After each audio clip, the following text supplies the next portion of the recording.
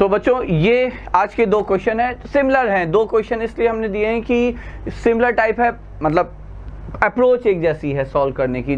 Seemingly they are totally different questions, देखने में दो बहुत ही डिफरेंट क्वेश्चंस हैं, अप्रोच सिमिलर है, ठीक है। And really an important thing, important question here in terms of the concept we are going to use, in terms of the steps I am going to use here. Okay, तो चलिए पहला question है, F X is a 9 degree polynomial, ये हमें given है, satisfying F of N is equal to 1/n।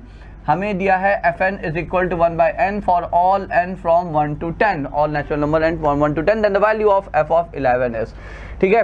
तो 9 degree की equation है। देखिए इस तरह का क्वेश्चन यदि आपको दिया हुआ है तो आप इसको ऐसे समझिए कि fn is equal to 1/n।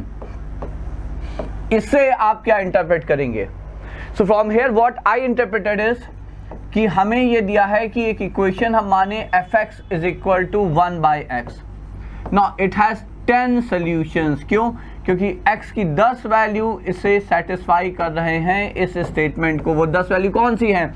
x is equal to 1, 2, 3 till 10. So fx is equal to 1/x has 10 roots, has 10 solution. Cross multiply करिए तो मतलब ये हुआ x times f of x is equal to 1 has 10 roots और 10 solutions. Isn't that? तो ये अगला हो गया। अच्छा, यहीं से अब आप इसे प्रॉपर फॉर्म में ले आए तो आप लिखोगे x times f of x minus 1 equal to 0 has 10 roots. Okay, now which 10 roots? वो रूट्स कौन से हैं? That is x is equal to 1, 2, 3, ठीक है, एंड सो ऑन टिल 10। ये 10 रूट्स हैं इस इक्वेशन के, ठीक है। अब देखिए हमें यदि किसी अलजेब्राइक इक्वेशन के रूट्स पता हैं तो हमें फैक्टर्स पता हैं, तो we can write it in terms of factors. So this imply x times f of x minus 1 is equal to some like leading coefficient हमें नहीं पता, ठीक है, तो a उसके लिए है a times x minus 1 into x minus 2 into dot dot dot x minus 10 here, ठीक है।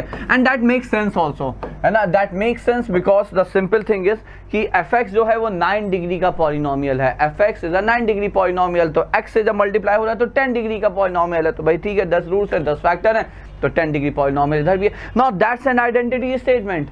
आपको पता है जब आप पॉलिनोमियल को फैक्टराइज करके फैक्टराइजेशन के बाद उस फॉर्म में लिखते हो प्रोडक्ट के फॉर्म में, तो that's an identity statement, that's true for every x, ठीक है। तो यहाँ पे यदि हम कोई भी वैल्यू चाहिए, हमें f ऑफ 11 चाहिए तो हम x की 11 रख देंगे, but then the problem is कि हमें यहाँ पे a नहीं पता, तो a के लिए क्या करेंगे? तो a के लिए हम यहाँ पे कहेंगे put x is equal to 0 both the side.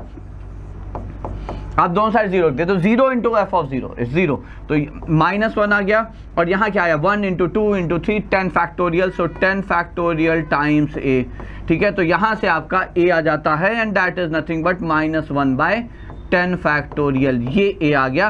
बस अब आप इसमें आगे x इज इक्वल टू 11 रख देंगे, so put x is equal to 11 and we get the answer there, ठीक है। So now put x is equal to 11, once we know the value of a, आप x इज इक्वल टू 11 रख दिए both the side, तो ये हो गया 11 times f of 11 minus 1 is equal to -1/10 factorial.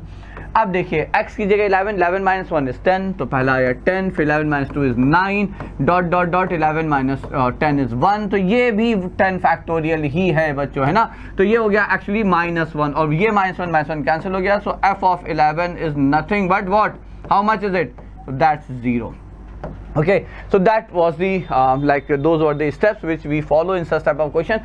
Observation simple है, जब भी आपको इस तरह का कोई रिलेशन मिल जाए जहाँ पे आप ये देख पा रहे हो कि हम इसे मतलब x के फॉर्म में लिखे कि इक्वेशन में फॉर्म में लेकर आ जाएंगे, तो तुरंत आपको पता चल जाएगा कि जिन वैल्यूज के लिए रिलेशन सेटिस्फाई हो रहा है वो उस इक्वेशन के रूट्स हैं। फैक्टर्स के फॉर्म में लिखिए, most of the times it will help you. Now coming to the next one here, ठीक है। अब यहाँ पे देखिए why said a similar question seemingly very different but similar.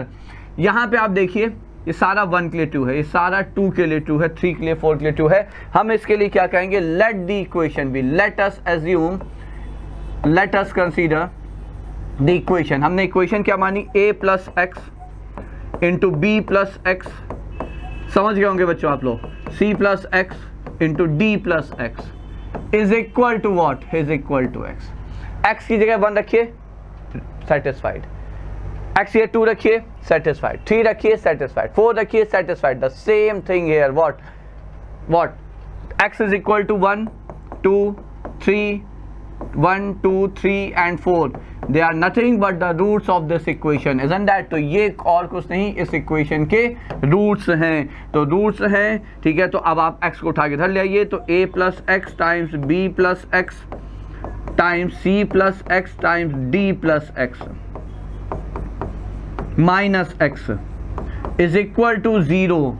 Now the roots are 1, 2, 3, 4 x minus 1. अब आपके कई बच्चों के दिमाग में आएगा कि हमने यहाँ पे लीडिंग कोफिशिएंट क्यों नहीं कंसीडर किया. उसमें तो किया था लास्ट टाइम में. बिल्कुल यहाँ पे नहीं करना है क्योंकि हमें यहाँ पे लीडिंग कोफिशिएंट पता है. कैसे पता है? जब आप यहाँ पे टर्म्स मल्टीप्लाई करेंगे x x x x, तो x इज पावर 4 डिग्री का पॉलिनोमियल है ये. इसका लीडिंग कोफिशिएंट +1 है, इसलिए यहाँ पे हमने +1 रखा है. Now we are done. सब put x is equal to 5 है. यहाँ पे अब आपको कुछ नहीं करना है, x की जगह 5 रख देना है. तो a plus 5, b plus 5, c plus 5, d plus 5 minus 5 is equal to 5 minus 1, 5 minus 2, 5 minus 3, 5 minus 4, which is 4 factorial. 24. 5 उठ के उधर चला गया 29. So answer is 29 here. So those were from what I feel very important questions related to equation, theory of equation से related. ये दो बहुत ही important questions हमें लगे आप लोगों से शेयर करने के लिए.